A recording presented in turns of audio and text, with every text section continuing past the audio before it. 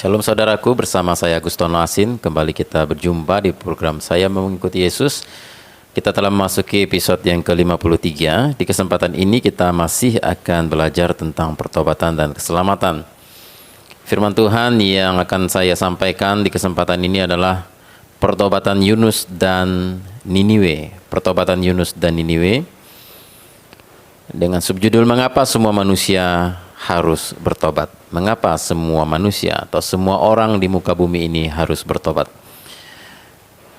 Kita akan membaca Alkitab kita dalam Yunus pasal 1 ayat 1 sampai ayat yang ke-17.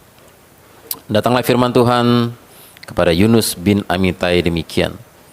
Bangunlah, pergilah ke Niniwe, kota yang besar itu. Berserulah terhadap mereka karena kejahatannya telah sampai kepadaku. Tetapi Yunus bersiap untuk melarikan diri ke Tarsis, jauh dari hadapan Tuhan. Ia pergi ke Yafo dan mendapat di sana sebuah kapal yang akan berangkat ke Tarsis. Ia membayar biaya perjalanannya, lalu naik kapal itu untuk berlayar bersama-sama dengan mereka ke Tarsis, jauh dari hadapan Tuhan.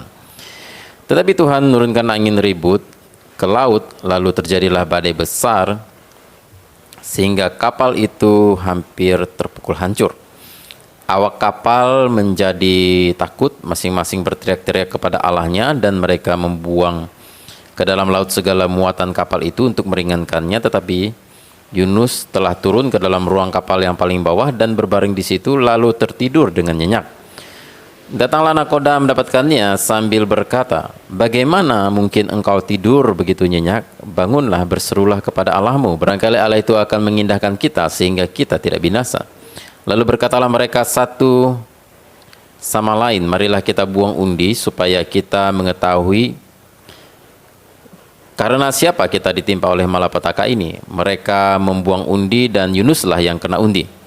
Berkatalah mereka kepadanya, "Beritahukan kepada kami karena siapa kita ditimpa oleh malapetaka ini. Apa pekerjaanmu dan dari mana engkau datang? Apa negerimu dan dari manakah engkau?" Sahutnya kepada mereka, "Aku seorang Ibrani, aku takut akan Tuhan Allah yang punya langit, yang telah menjadikan lautan dan daratan." Orang-orang itu pun menjadi sangat takut, lalu berkata kepadanya, "Apa yang telah kau perbuat?" Sebab orang-orang ini mengetahui bahwa ia melarikan diri jauh dari hadapan Tuhan. Hal itu telah diberitahukannya kepada mereka.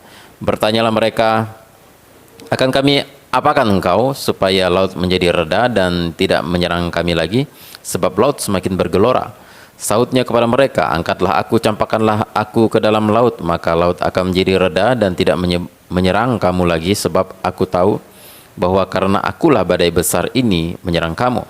Lalu berdayunglah orang-orang itu dengan sekuat tenaga untuk membawa kapal itu kembali ke darat, tetapi mereka tidak sanggup sebab laut semakin bergelora menyerang mereka.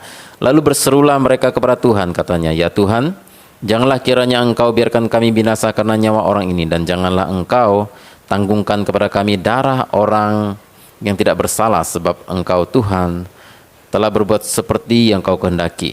Kemudian mereka mengangkat Yunus lalu mencampakkannya ke dalam laut, dan laut berhenti mengamuk. Orang-orang itu menjadi sangat takut kepada Tuhan, lalu mempersembahkan korban sembelihan bagi Tuhan serta mengikrarkan nazar.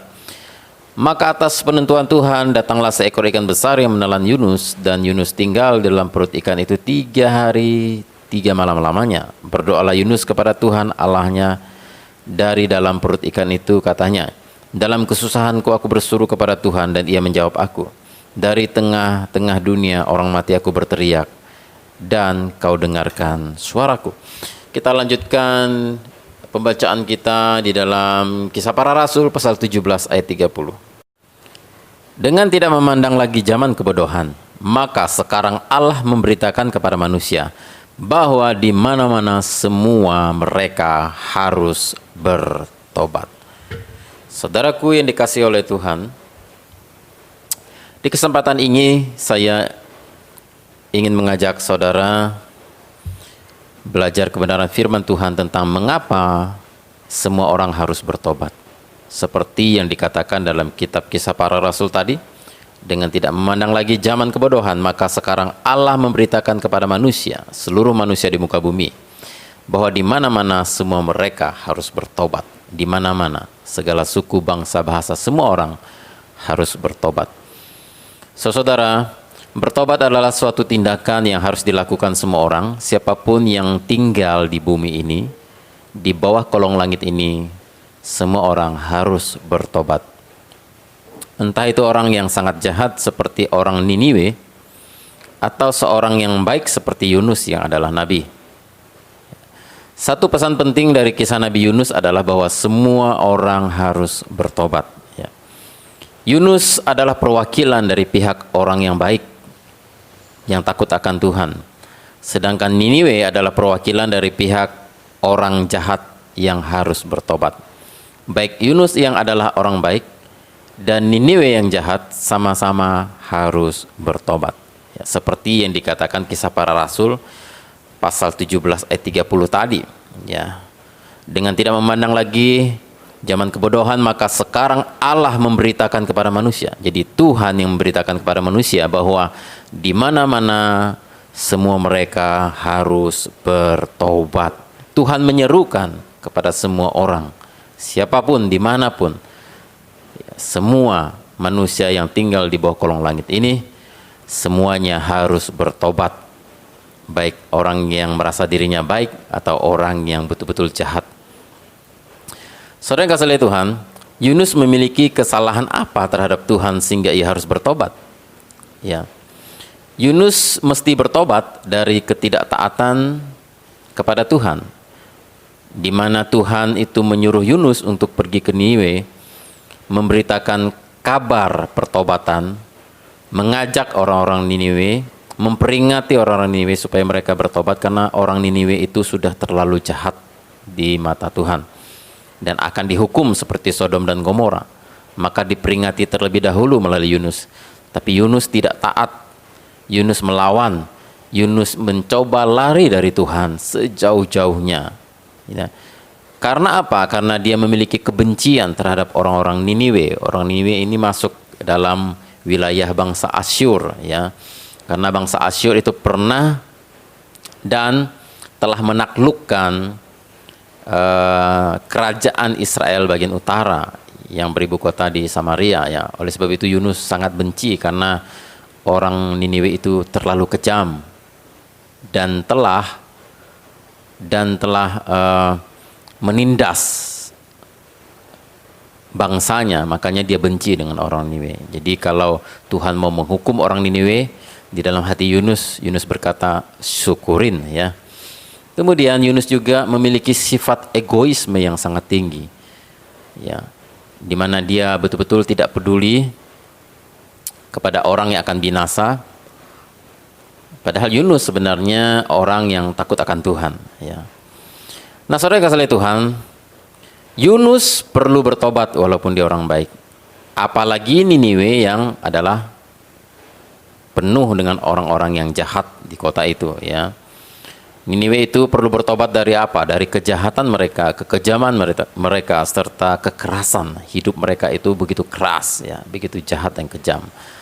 Contoh kekejaman Niniwe seperti yang terdapat pada penemuan-penemuan kitab-kitab kuno, ya, tentang kekejaman bangsa Asyur, ya, adalah Niniwe.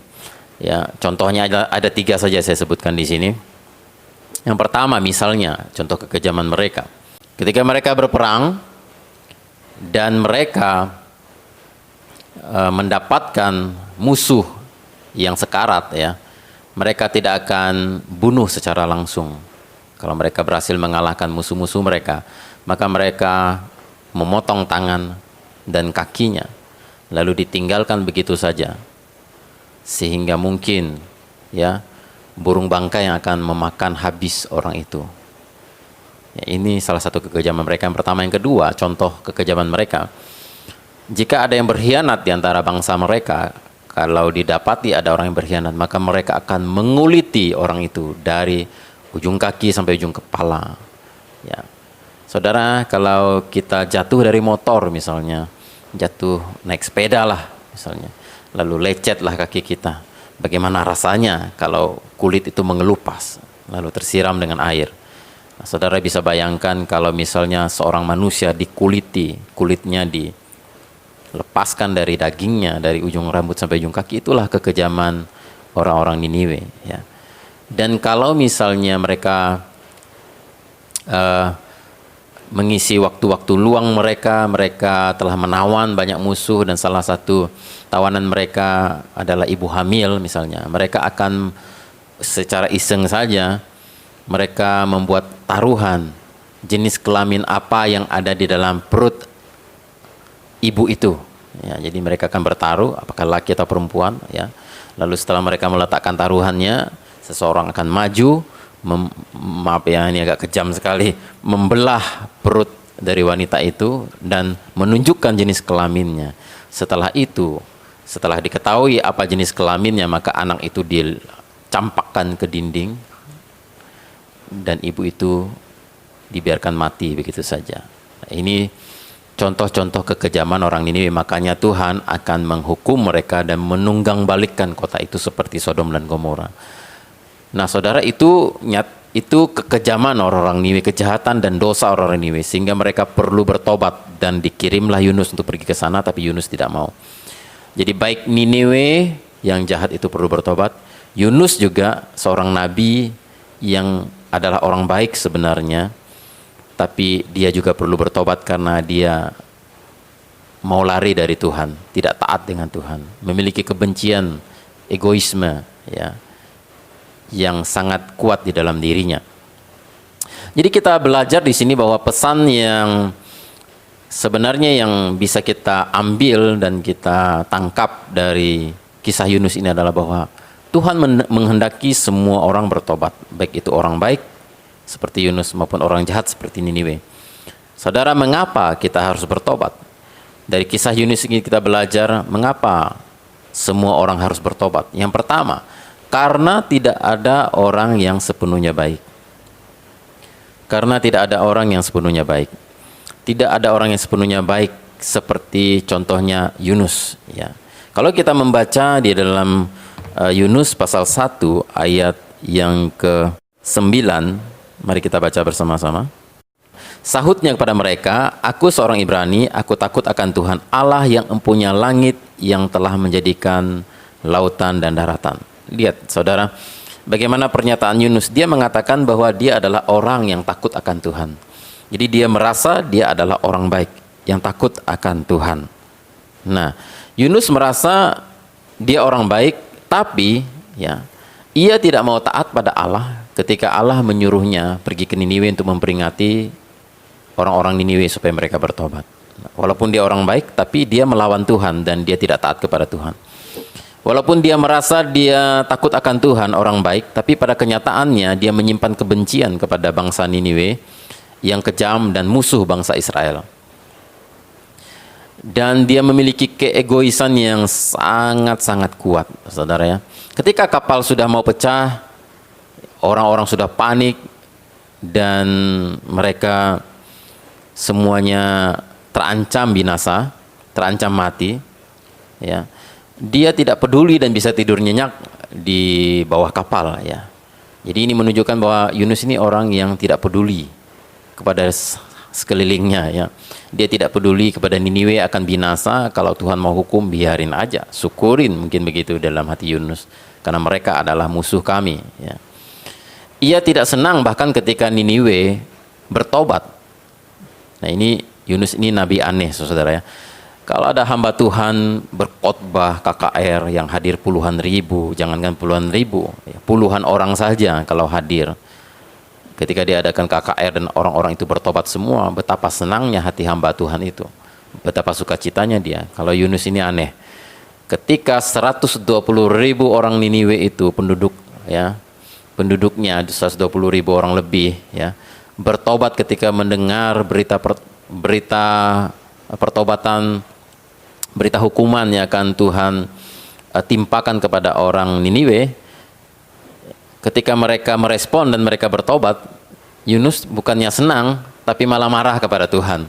Ya, ini nabi yang aneh ini. Ini prestasi yang luar biasa, saudara ya. Ketika seorang hamba Tuhan bisa berkhotbah, 120.000 orang bertobat, wih, itu luar biasa itu. Tapi dia bukannya senang, tapi marah sama Tuhan. Ini menunjukkan sifat egois yang sangat tinggi dari seorang Yunus, ya. Nah, saudara yang kasih lihat Tuhan, apa yang kita pelajari di sini bahwa Walaupun Yunus merasa dirinya adalah orang yang takut akan Tuhan, tapi lihat kenyataannya, dia tidak sepenuhnya baik. Ya, dia tidak taat kepada Tuhan. Yang ketika Tuhan menyuruhnya ke Niniwe, dia tidak mau taat, dia lari, dia menyimpan kebencian, dia memiliki keegoisan yang sangat tinggi. Nah, jadi ini menunjukkan bahwa seseorang bisa saja merasa dirinya orang baik, seperti Yunus, merasa dirinya takut akan Tuhan. Tapi pada kenyataannya, tidak ada seorang pun di antara kita yang sepenuhnya baik, saudara. Karena ada saat di mana seringkali dalam hidup kita seringkali tidak menaati Allah. Ya, ada dalam banyak hal kita bisa menaati Allah, tapi dalam 2-3 hal kita biasanya tidak mau menaati Allah. Dan kita memiliki keegoisan yang sangat tinggi. Kita melawan Tuhan, ya. Di dalam beberapa area dalam kehidupan kita yang tidak kita mau Tuhan menyentuhnya, ya. Itulah Yunus, ya. Walaupun dia merasa orang baik, tapi pada kenyataannya dia melawan Tuhan dan dia tidak taat. Dia tidak sepenuhnya baik. Nah, saudara, itulah kita, kebanyakan kita seperti Yunus. Kadang-kadang kita merasa diri kita baik. Oh, saya sudah bertobat, saya sudah percaya Tuhan, tapi pada kenyataannya seringkali dalam banyak hal kita tidak menaati Allah. Mengapa kita perlu bertobat? Karena tidak ada orang yang sepenuhnya baik, saudara. Ada seorang hamba Tuhan yang bersaksi, ya mungkin saudara tidak terlalu asing dengan nama ini, Pendeta Abraham Alex, yang sudah meninggal dunia di beberapa bulan yang lalu. Ya, beliau adalah seorang hamba Tuhan yang luar biasa yang berhasil mendirikan sebuah gereja di Surabaya yang bernama Gereja Nginden Betani, kalau tidak salah, ya. Nah, ini gereja yang sangat besar, dapat menampung 20.000 orang. Nah, ini prestasi yang luar biasa. Dan beliau mendapat gelar profesor doktor dari luar negeri, PhD. Ini luar biasa, tapi beliau mengakui bahwa ketika dia berhasil membangun gereja yang sangat besar dan mendapatkan gelar yang tinggi, dan itu membuat dirinya akhirnya menjadi sangat sombong. Dan beliau mengakui secara terus terang di depan jemaat bahwa beliau jatuh kepada dosa kesombongan. Akhirnya dia bertobat dan mengakui di hadapan jemaat, dan dia menyadari akan dosanya, ya. Nah, saudara, seorang yang kelihatannya baik, seorang pendeta sekalipun, tidak sepenuhnya baik, bisa jatuh dalam dosa kesombongan. Bahkan ada beberapa hamba Tuhan yang kelihatannya baik tapi jatuh dalam dosa moralitas, jatuh dalam dosa kemunafikan, kemudian keuangan dan lain sebagainya. Ya.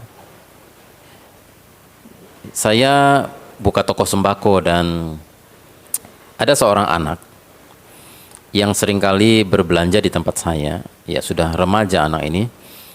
Dan kalau dia belanja di tempat saya sebenarnya agak terlalu tidak suka dengan anak ini. Padahal sebenarnya anak ini anak yang cerdas, anak pandai, di sekolah sering ranking, ya. Dan kalau kita melihat perawakannya, ya, penampilannya, anak ini kelihatan sopan, baik sekali. Kalau dia belanja, dia datang dengan sopan, dan kalau sudah selesai belanja, dia bilang, "Terima kasih Om." Dia selalu mengucapkan kata-kata itu, dan dia sangat sopan anak ini. Tapi kenapa saya tidak terlalu senang dengan anak ini, saudara? Karena kalau kita lengah sedikit saja, ya, tangannya ini panjang. Ngerti saudara, ya? Tangannya panjang, maksudnya ini anak ini suka mencuri. Jadi kalau lengah sedikit, ya, dia akan ambil coklat, ambil roti, masuk ke kantong celananya. Dia kira saya tidak tahu, saya tahu. Cuma saya tidak betah aja mengurus yang kecil-kecil begitu. Dan kalau dia belanja harus diikutin, kemana dia pergi harus diikutin, harus dijaga. Merepotkan sekali. Nah, nampak anak ini sopan, ya, kalau belanja sopan, ya, dengan kita bicaranya sopan, tidak lupa mengucapkan terima kasih, menyapa kita dengan sopan. Tapi di balik itu, ya, tangannya panjang, maksudnya dia suka mencuri, saudara. Jadi tidak ada orang yang betul-betul baik, kelihatannya saja baik, ya, itulah kita. Orang baik tetap ada cacat celahnya, saudara. tidak jahat sama orang lain namun tidak berbuat baik pada orang lain. Nah, jadi ada orang yang dia tidak berbuat jahat sama orang, dia tidak mencuri milik orang lain, dia tidak merebut istri orang, dia itu bekerja dengan rajin, tapi dia tidak peduli kepada orang-orang yang susah, baik itu keluarganya sendiri, saudaranya sendiri, tetangganya. Ini juga tidak, ini adalah sebuah celah, cacat ya. Karena Tuhan Yesus berkata bahwa barang siapa yang tidak mempedulikan orang-orang yang susah, orang yang miskin yang kita jumpai, maka kita tidak melakukan kebaikan itu kepada Tuhan. Artinya begini, artinya apapun yang kita lakukan kepada seseorang yang susah, itu berarti kita melakukannya untuk Tuhan. Jadi kalau kita tidak mempedulikan orang susah di sekeliling kita, jika kita mampu menolong ya, tapi kita tidak mempedulikannya, itu dosa, saudara ya. Nah ini, jadi kita baik,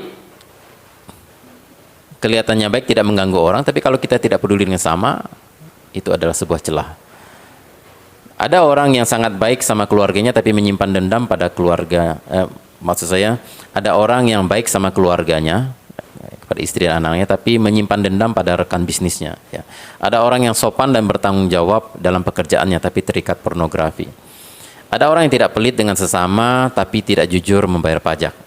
Bisa saja aktif pelayanan di gereja tapi di rumah kita adalah seorang pemarah seperti singa yang ganas ya. Jadi tidak semua orang itu baik secara sempurna. Biasanya tiap-tiap orang memiliki sisi gelapnya, seperti Yunus. Yunus merasa dirinya baik, aku takut akan Tuhan, tapi pada kenyataannya dia tidak menaati Tuhan. Ya. Nah, saudara yang kasih Tuhan, berapa tahun yang lalu ibu saya menyimpan sebuah biji jambu yang dari Malaysia, jambu air, dimasukkan ke dalam pot, dan jambu itu akhirnya bertunas dan kemudian tumbuh, dan ya, ibu saya memberikannya kepada kami untuk kami tanam di halaman rumah kami. Dan ketika kami letakkan di samping halaman rumah, ternyata kami lupa memindahkan ke dalam tempat yang akan kami tanam ya. Akhirnya dia mengakar di situ, dan dia udahlah kami biarkan, potnya sudah pecah, dia sudah mengakar, dan kami biarkan tumbuh jambu itu. Nah, ketika tumbuh kami menunggu selama 2 tahun, hampir 3 tahun. Ya. Jambu itu tumbuh dengan subur, kami tunggu-tunggu, wah ternyata sudah berbuah, sudah berbunga. Nah ketika sudah mulai berbuah dan sudah ada 1-2 biji buahnya, wah biji buahnya itu lumayan besar dan bagus kelihatannya.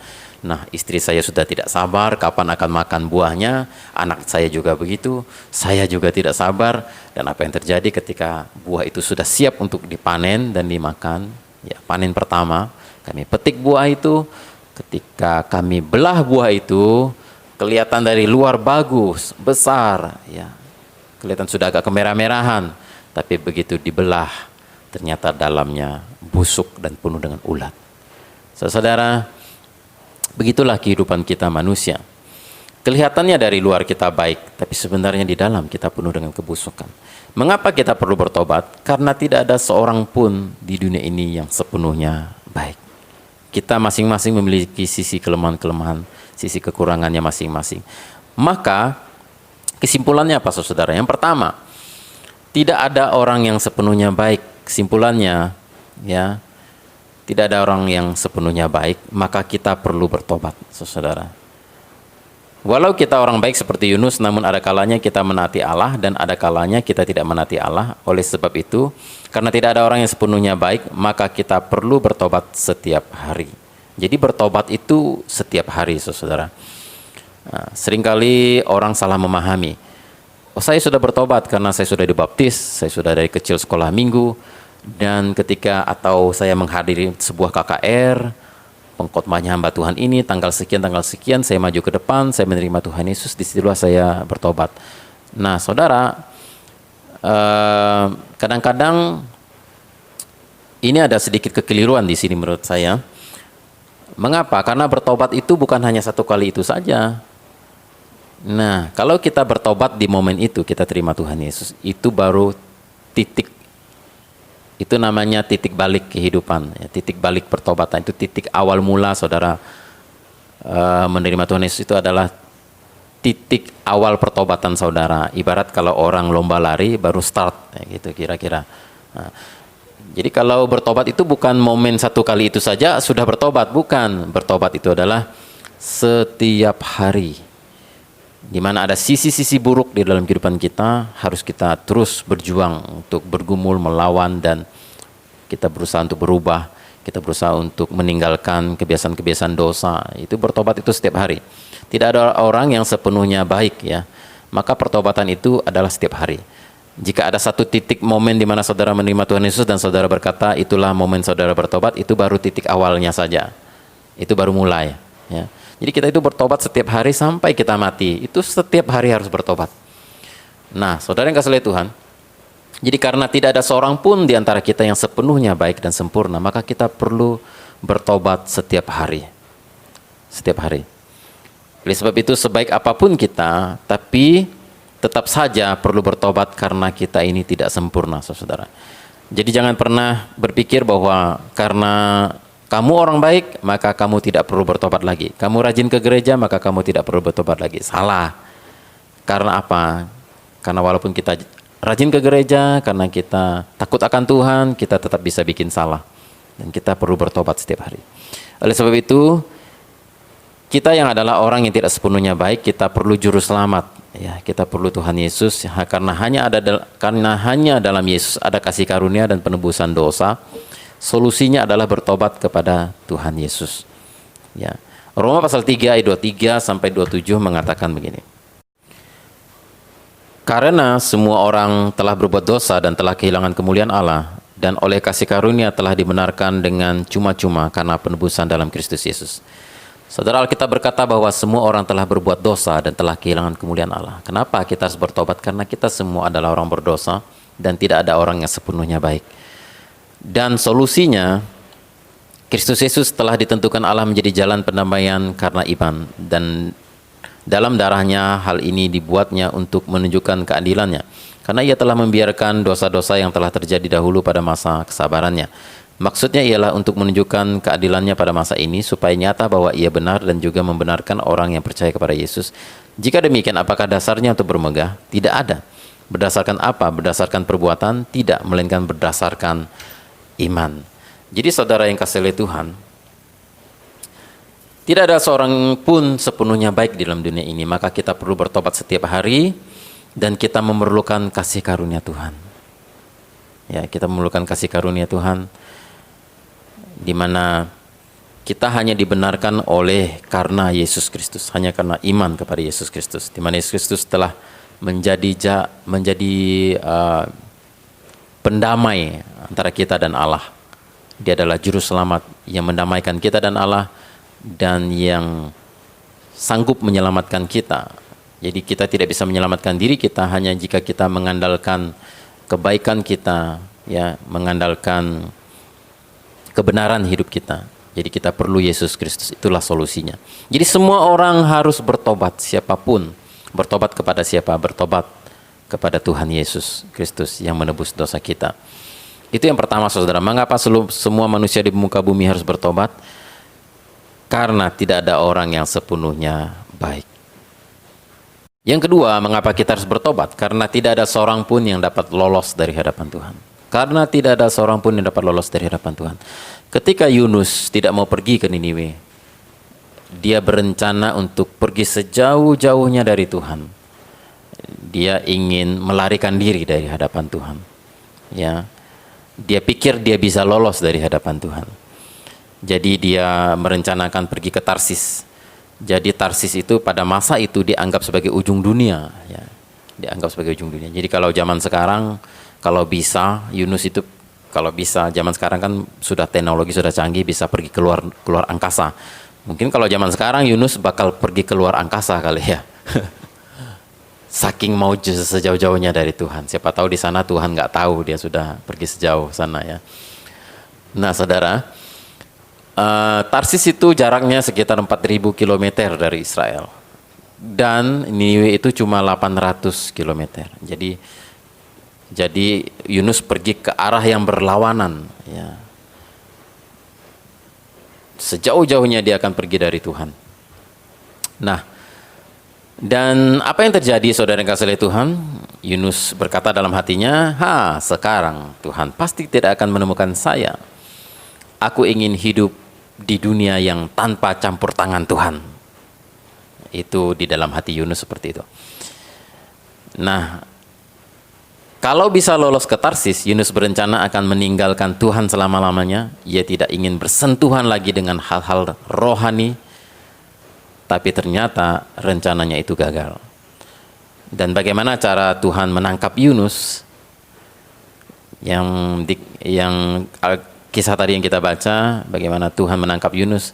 Tuhan itu mengirimkan badai yang pertama. Tuhan kirimkan badai, menghantam perahu itu. Perahu itu hampir hancur. Ya, semakin kuat anginnya. Yunus masih belum bergeming, dia masih bisa tidur nyenyak di bawah perahu, di dalam perahu di bagian bawah sekali. Dia masih belum bergeming, dengan itu tidak membuat dia takut. Oke, akhirnya apa yang terjadi? Mereka bangunkan Yunus karena mereka sudah panik. Dan akhirnya mereka buang undi. Ketika buang undi, Tuhan mengatur lagi bagaimana undian itu, akhirnya Yunus yang kena. Dan akhirnya diputuskan Yunus inilah yang penyebabnya kenapa bisa terjadi angin puting beliung seperti itu, angin badai seperti itu.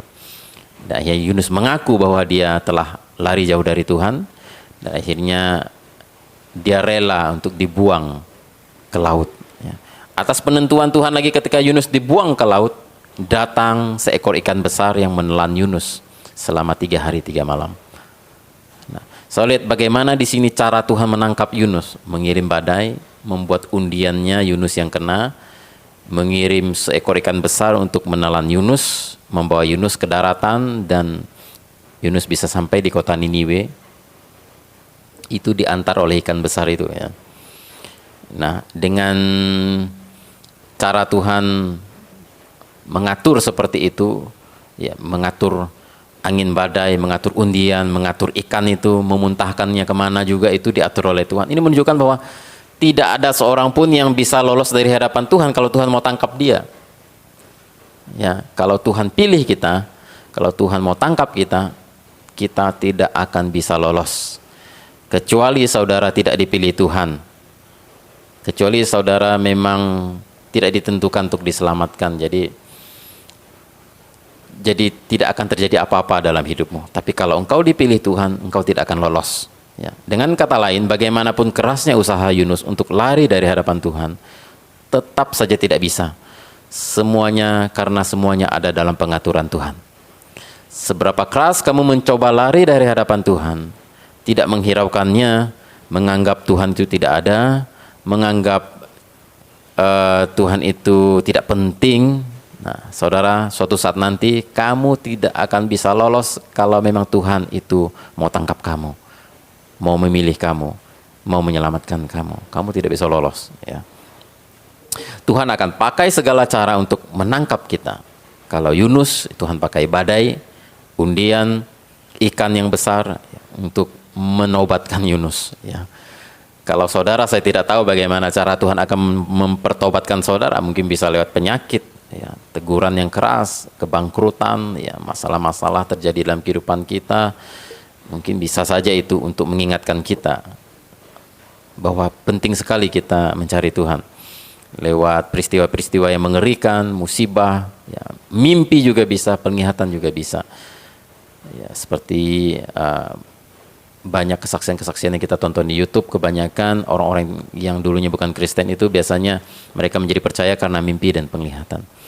Ya, tinggal pilih saja mau pakai cara halus, mau pakai cara baik-baik, atau mau pakai cara kasar, mau dengan hajaran atau teguran, dan bila perlu pakai ikan besar untuk menobatkan seseorang. Itu cara Tuhan, itu berbagai macam cara. Ya, saudara pilih saja. Mau pakai cara halus, pakai cara baik, cara kasar, cara lembut, ya. Sesuai dengan keras kepalanya orang itu loh, ya. Makin keras kepala, ya harus pakai hajaran dan teguran. Kalau dia hatinya lembut, mudah ditangkap, ya pakai cara lembut saja cukup, ya.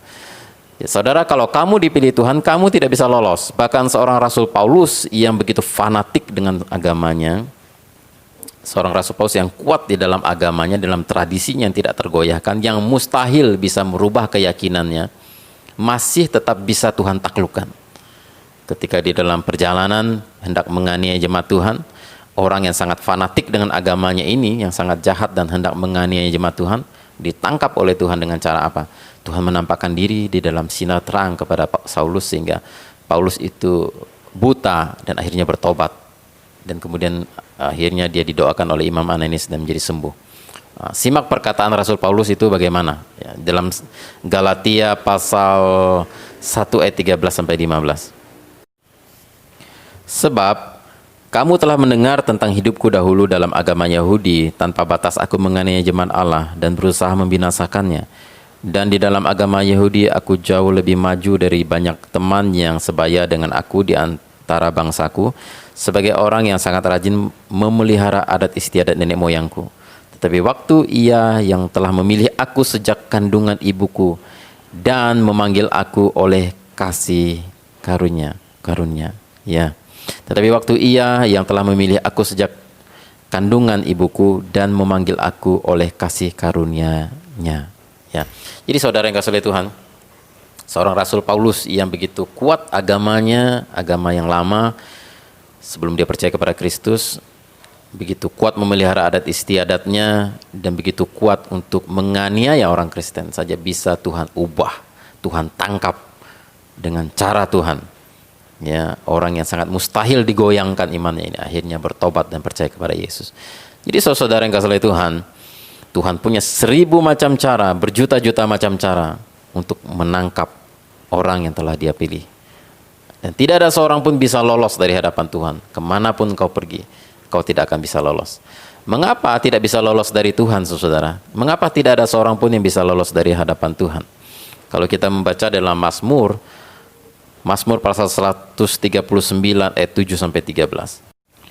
Kemana aku dapat pergi menjauhi rohmu? Kemana aku dapat lari dari hadapanmu? Jika aku mendaki ke langit, engkau di sana. Jika aku menaruh tempat tidurku di dunia orang mati, di situ pun engkau. Jika aku terbang dengan sayap fajar dan membuat kediaman di ujung laut, juga di sana tanganmu akan menuntun aku, dan tangan kananmu memegang aku. Jika aku berkata, biarlah kegelapan saja melingkupi aku, dan terang sekelilingku menjadi malam, maka kegelapan pun tidak menggelapkan bagimu.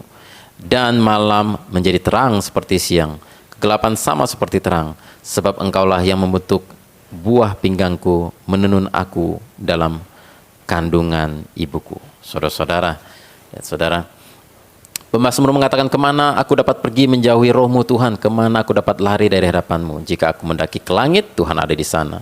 Di tempat gelap, Tuhan ada di sana. Di tempat terang, Tuhan ada di sana. Di ujung laut, Tuhan ada di sana. Ya. Di ujung bumi dimanapun, Tuhan ada di sana. Dengan kata lain, mengapa kita tidak bisa lolos dari hadapan Tuhan? Karena Tuhan itu maha hadir dan Dia ada di mana saja. Ya. Yunus pikir kalau ke Tarsis itu sudah ujung bumi, 4000 km dari Israel, itu sudah sangat jauh, Tuhan tidak akan menemukan dia. Salah.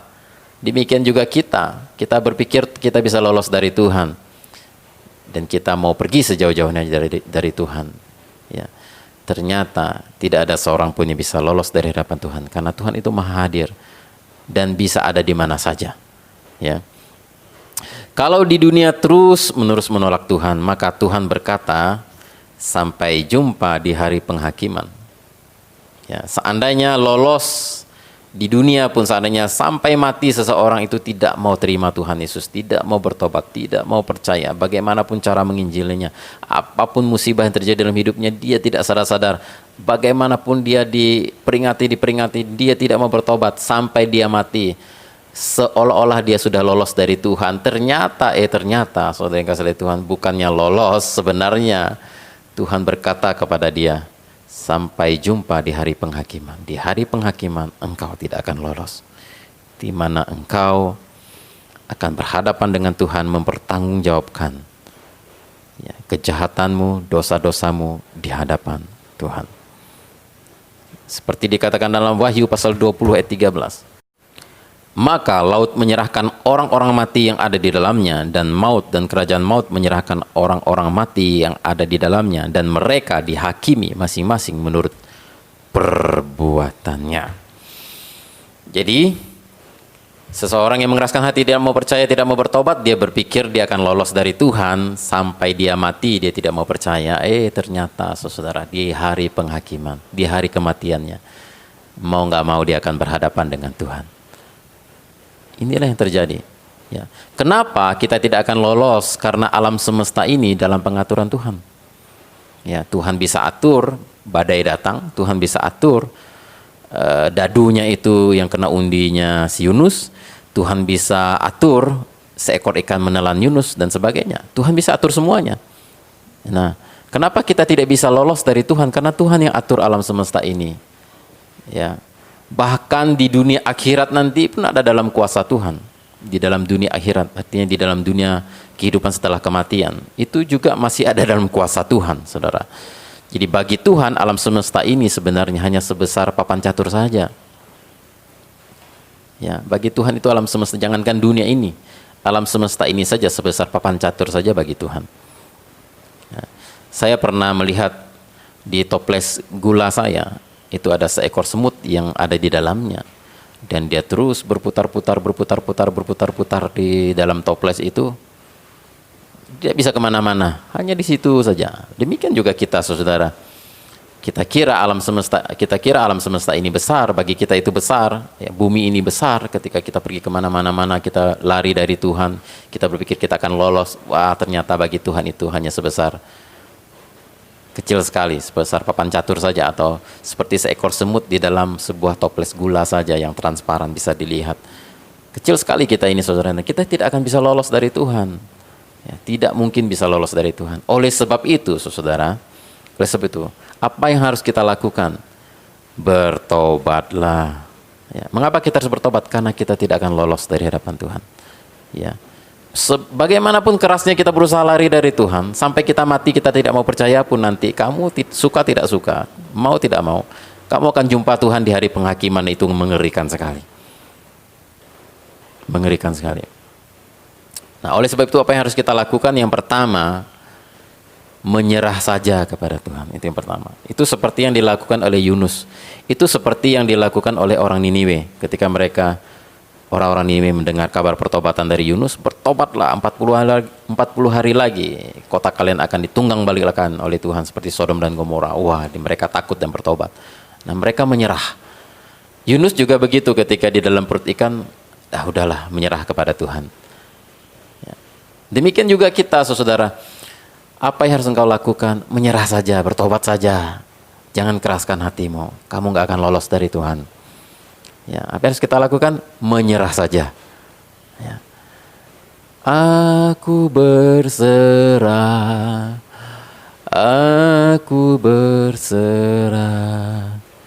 pada Yesus Juru Selamat. Aku berserah. Ketika saudara berserah kepada Tuhan, lega rasanya. Ya, karena apa? Karena ketika kita berserah kepada Tuhan, itu bukan kita dihancurkan, bukan kita dibinasakan. Ketika kita berserah, kita mengaku kalah sama Tuhan. Ya udahlah Tuhan, saya berserah dan saya mau menyerahkan hidupku kepadamu, aku mau bertobat. Justru sebenarnya ketika kita berserah kepada Tuhan dan kita menyerah kepada Tuhan, ya, itu justru baik sekali buat kita. Kenapa? Karena Tuhan itu adalah Tuhan yang baik, yang pasti mengampuni dan mengasihi dan akan memulihkan. Saudara bayangkan, Niniwe itu orang-orangnya jahat luar biasa seperti yang saya ceritakan di awal tadi. Jahat sekali. Tapi ketika mereka mau menyerah di hadapan Tuhan, rajanya bertobat, penduduknya, rakyatnya, pejabatnya, sampai ke binatang-binatangnya bertobat semua. Yunus juga yang memberontak kepada Tuhan bertobat dalam perut ikan. Mereka semua yang bertobat ini diselamatkan, dipulihkan, diampuni oleh Tuhan. Kalau saudara menyerah kepada Tuhan, justru itu adalah yang terbaik, saudara. Tuhan akan mengampuni, mengasihi, memulihkan, dan akan menyelamatkan engkau, memberikan engkau surga yang mulia. Wah, luar biasa. Ya, seperti yang dilakukan oleh Yunus dan penduduk Niniwe, menyerah saja. Ya. Dan saudara yang kasih Tuhan, yang ketiga, mengapa semua orang manusia di muka bumi ini harus bertobat? Karena bertobat bisa merubah nasib. Bertobat itu bisa merubah nasib. Itu yang ketiga. Mengapa bertobat itu dapat merubah nasib? Yang pertama, karena bertobat akan merubah dan mempengaruhi keputusan Tuhan. Saudara lihat bagaimana kejahatan Niniwe yang seharusnya mereka itu dihukum. Dan Tuhan sudah memutuskan untuk menghukum mereka. Seperti Sodom dan Gomora. Tapi Tuhan memberikan kesempatan kepada mereka untuk bertobat. Dan ketika mereka mau bertobat dan meresponi panggilan untuk bertobat melalui Yunus, Tuhan mengubah keputusannya. Seperti dalam Yunus pasal 3 ayat 1 sampai 10 ya. Di situ diceritakan tentang bagaimana Tuhan mengubah keputusannya ketika melihat pertobatan orang-orang Niniwe yang sungguh-sungguh kepada Tuhan. Bahkan Yunus ingin mempengaruhi Tuhan. Dan Yunus protes sama Tuhan. Tuhan, seharusnya engkau tetap hukum mereka karena kejahatan mereka sudah terlalu besar. Karena Yunus itu begitu benci sama penduduk bangsa Asyur yang pernah menyerang negaranya ya. Tuhan tidak terpengaruh oleh lobby-lobbynya Yunus ya. Dia tetap memutuskan untuk tidak menghukum orang Niniwe karena orang Niniwe betul-betul bertobat. Jadi kalau kita sungguh-sungguh bertobat, maka itu dapat merubah nasib kita. Seharusnya nasib kita itu diputuskan masuk neraka. Kalau kita bertobat, jadi masuk surga. Seharusnya nasib kita itu diputuskan ya akan mengalami kebinasaan, tapi karena kita percaya dan bertobat, maka kita dipindahkan kepada hidup yang kekal di surga. Saudara, bertobat itu bisa mengubah nasib dari semestinya dihukum Tuhan menjadi diampuni. Seharusnya masuk neraka menjadi masuk surga. Seharusnya miskin terkutuk menjadi kaya. Sakit-sakitan bisa jadi sehat. Banyak penderitaan namun dipulihkan. Putus asa dan mau bunuh diri bisa menjadi tidak menjadi bunuh diri dan menjadi bersemangat kembali dalam kehidupan. Berpengharapan, bersemangat dalam hidup ya.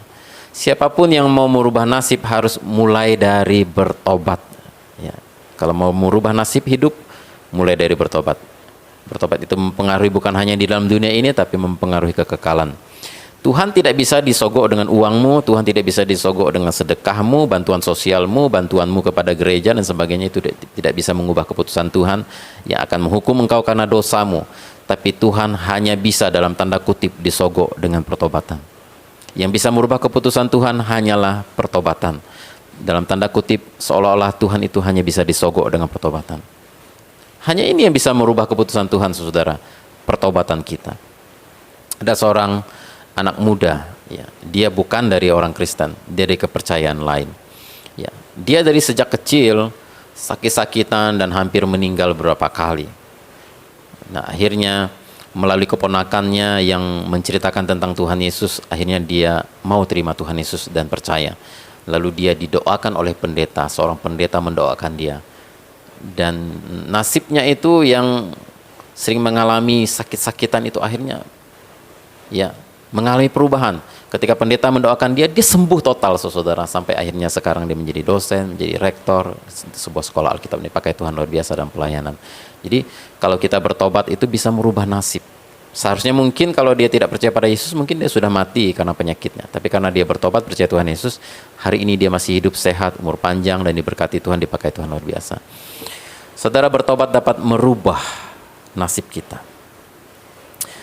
Mengapa saudara yang kasih Tuhan, bertobat itu dapat merubah nasib? Karena bertobat akan merubah cara pandang kita terhadap kehidupan. Sehingga akan mempengaruhi cara kita meresponi masalah, cara kita mengambil tindakan, cara kita berkata-kata, cara kita berinteraksi dengan sesama, itu akan terpengaruh dengan pertobatan kita. Ya, ketika kita meresponi segala persoalan dengan cara Tuhan melalui tuntunan firman-Nya, maka hasilnya pasti hal-hal yang positif terjadi dalam kehidupan kita. Yang semestinya bercerai, ya menjadi tidak bercerai. Yang ingin bunuh diri bisa menjadi tidak jadi bunuh diri. Yang mestinya cekcok sana sini bisa menjadi damai dengan semua orang kalau orang itu bertobat. Ya. Nah, pertanyaannya adalah bagaimana bertobat yang merubah nasib itu? Bagaimana bertobat yang benar itu? Bagaimana bertobat yang bisa merubah keputusan Tuhan? Bertobat yang bisa merubah keputusan Tuhan adalah yang pertama, berpaling pada Yesus. Dari tidak percaya pada Yesus menjadi percaya kepada Yesus. Itu alamat pertobatannya, itu harus bertobat kepada Tuhan Yesus. Seseorang yang bertobat, banyak orang bertobat di dalam dunia, hampir semua agama itu menyarankan bertobat. Tapi kalau bukan kepada Yesus, itu pertobatan yang sia-sia. Karena yang pertama, dosanya masih tetap ada, karena hanya Yesus yang bisa menebus dosa. Yang kedua, Ketika seseorang bertobatnya bukan kepada Yesus, ya, maka pertobatannya sia-sia, hanya sekedar meninggalkan dosa, hanya sekedar berhenti berbuat dosa, itu sama sekali tidak merubah nasibnya di alam kekal, karena dosanya masih ada. Jadi bertobat itu harus berpaling kepada Yesus. Itu cara bertobat yang benar. Yang kedua, meninggalkan dosa-dosa. Seperti yang dikatakan dalam kitab 2 Tawarik pasal 7 ayat 14. Dan umatku yang atasnya namaku disebut merendahkan diri, berdoa dan mencari wajahku, lalu berbalik dari jalan-jalannya yang jahat, maka aku akan mendengar dari sorga dan mengampuni dosa mereka serta memulihkan negeri mereka. Saudara, ketika umat Tuhan, ketika orang jahat yang mau bertobat, berbalik kepada Tuhan, merendahkan diri di hadapan Tuhan, meninggalkan dosa-dosanya, maka Tuhan akan memulihkan dia. Jadi bertobat itu bisa merubah nasib, ya, Tuhan akan pulihkan. Dan yang ketiga, bagaimana bertobat yang benar? Bertobat yang benar adalah mengenakan gaya hidup yang diajarkan Tuhan Yesus. Mengenakan gaya hidup yang diajarkan oleh Tuhan Yesus, ya, itulah bertobat yang benar. Apa yang diajarkan oleh Tuhan Yesus dan apa yang dilakukan oleh Tuhan Yesus, teladan-teladan hidupnya, ya, harus kita ikuti. Itulah bertobat, ya. Apa yang dikatakan oleh firman Tuhan harus kita lakukan. Itulah bertobat. Seperti yang Tuhan Yesus katakan dalam Matius pasal 7 ayat 24. Setiap orang yang mendengar perkataanku ini dan melakukannya, ia sama dengan orang yang bijaksana yang mendirikan rumahnya di atas batu. Kemudian turunlah hujan dan datanglah banjir, lalu angin melanda rumah itu, tetapi rumah itu tidak rubuh sebab didirikan di atas batu. Tapi setiap orang yang mendengar perkataanku ini dan tidak melakukannya, ia sama dengan orang yang bodoh yang mendirikan rumahnya di atas pasir. Kemudian turunlah hujan dan datanglah banjir, lalu angin melanda rumah itu, sehingga rubuhlah rumah itu dan hebatlah kerusakannya. Jadi kalau kita bertobat harus diikuti dengan merubah gaya hidup kita, ya, cara hidup kita, mengenakan cara hidup yang baru, yaitu cara hidupnya Tuhan Yesus seperti yang diajarkan oleh Tuhan Yesus. Nah, ketika kita hidup seperti yang diajarkan oleh Tuhan Yesus, ya, mengikuti firman-firman-Nya, kita itu seperti orang yang mendirikan rumah di atas batu karang yang kokoh, sehingga ketika ada banjir, angin badai, rumah kita itu tidak roboh, ya, kuat. Nah, itulah bertobat. Jadi, sering kasih Tuhan, hari ini firman Tuhan ini mengajak kita, ya, mengingatkan kita, membangunkan kita. Mari kita semuanya bertobat. Walaupun kita sudah lahir Kristen, kita sudah dibaptis, masih tetap perlu bertobat. Karena apa? Karena kita yang pertama tidak sepenuhnya baik. Yunus itu orang baik, saudara. Yunus itu bukan orang jahat. Dia takut akan Tuhan. Dia merasa dirinya baik. Tapi dalam hal ketika Tuhan menyuruh dia ke Niniwe, dia tidak taat. Nah, begitu juga dalam hidup kita. Ada masa-masanya di mana kita itu melawan Tuhan dan tidak taat kepada Tuhan. Disitulah kita perlu bertobat. Bertobat itu bukan satu kali, tapi terus-menerus setiap hari sampai kita mati. Diperlukan pertobatan. Karena tidak ada seorang pun manusia yang sempurna di dalam hidup ini. Kita semua tidak sepenuhnya baik dan perlu bertobat. Yang kedua, mengapa harus bertobat? Karena tidak ada orang yang bisa lolos di hadapan Tuhan. Seperti Yunus mencoba lari sejauh-jauhnya dari Tuhan, ya, tidak bisa. Tuhan punya segala macam cara karena Dia Maha Hadir. Dia mengatur alam semesta ini. Saudara tidak bisa lari kemana-mana. Kalau Tuhan pilih saudara, menyerah saja, ya, menyerah saja. Kalau tidak mau menyerah sampai mati, tidak mau percaya dan tidak mau bertobat, maka sampai jumpa di hari penghakiman. Itu kata Tuhan, kamu tidak akan lolos, ya. Maka yang harus dilakukan, menyerah sajalah, bertobat sajalah. Itu yang terbaik, ya. Dan ketika kita bertobat, bukan Tuhan akan mencampakkan kita, bukan Tuhan akan menghukum kita, tapi Tuhan akan mengampuni, berbelas kasihan, dan mengasihi, dan memulihkan, dan memberkati. Kemudian yang ketiga, mengapa kita harus bertobat? Karena bertobat dapat merubah nasib. Dari nasib kita seharusnya masuk api neraka, tapi Tuhan merubah keputusannya, kita masuk ke dalam sorga. Karena pertobatan kita itu bisa merubah nasib. Bahkan bisa merubah juga nasib kita di dalam dunia. Seharusnya kita lebih pendek umur, mati karena penyakit, tapi karena kita bertobat, percaya pada Tuhan Yesus, bisa saja Tuhan kasih umur yang lebih panjang, sehat, sembuh, dan sebagainya. Dan kita bisa bersaksi, kita bisa cerita kepada orang bagaimana pekerjaan Tuhan, ya. Dan pokoknya bertobat ini, saudara, sangat penting dan sangat perlu dalam kehidupan kita, karena dapat merubah nasib kita di kekekalan, bahkan di dalam dunia. Jadi saudara yang kasih Tuhan, pada hari ini jika engkau belum bertobat dan engkau masih hidup dalam kejahatan, atau engkau adalah orang baik tapi engkau diam-diam menyimpan kebusukan dalam hidupmu, bertobatlah hari ini juga. Inilah pesan firman yang dapat saya sampaikan kepada saudara. Mudah-mudahan dapat mengingatkan kita, membangunkan kita, dan memberkati kita dalam nama Tuhan Yesus. Amin.